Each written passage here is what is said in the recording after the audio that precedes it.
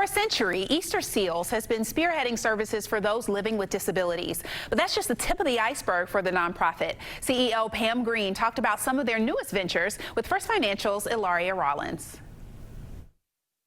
Pam, I'm really excited to talk with you today. Can you tell us a little bit about Easter Seals? Sure. Easter Seals is a Cincinnati organization. We've been around for about 50 years here in Cincinnati, more than 100 years nationally. And our mission is to change the way the world views and defines disability by making profound and positive differences in lives every day. And in Greater Cincinnati, we do that by focusing on employment and specifically removing barriers to employment for people with disabilities, for our area veterans, and for people who are economically disadvantaged. With Veterans Day coming up, some key timing. Can you tell us a little bit about the work Easter Seals does with veterans and employment? Absolutely, absolutely. So interestingly enough, a lot of folks don't think about Easter Seals when they think about veterans serving organizations, but we've actually been serving our country's veterans since World War II, when veterans with disabilities came home and Easter Seals deployed their team of therapists to do rehab work. And so, like I said, here in Cincinnati, we focus on employment.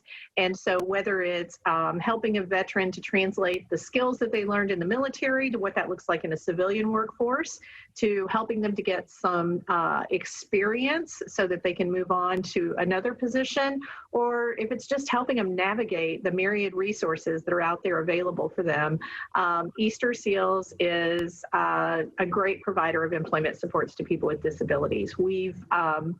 We started our veteran employment program in 2012 as we started to see soldiers coming back from the conflicts in Iraq and Afghanistan. And Ilaria, I have to tell you, it's been really amazing since the pandemic started. The number of veterans that we've placed in employment has increased by about 30%. So we're placing, I think since the pandemic started in March, we've been placing an average of 2 vets a week into employment.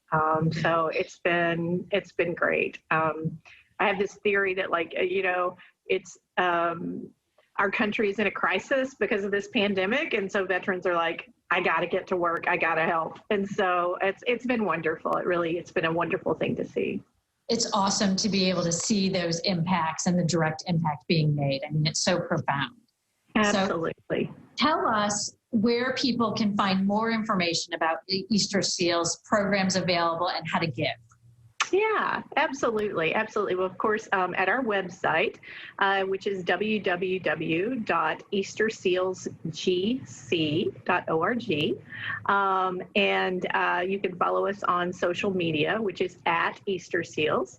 And obviously, we're always looking for ways to engage the community in supporting the work that we do.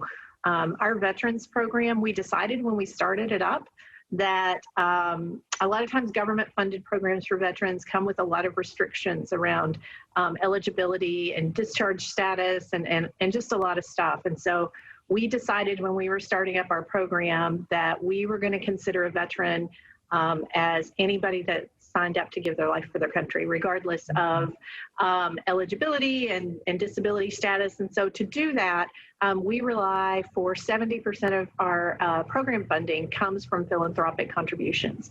And this year, we normally do a big event every year for our veterans program, but with COVID this year, we weren't able to do that. So we're trying to make up some of those things and still raise the support that we need to help vets placed in employment. So.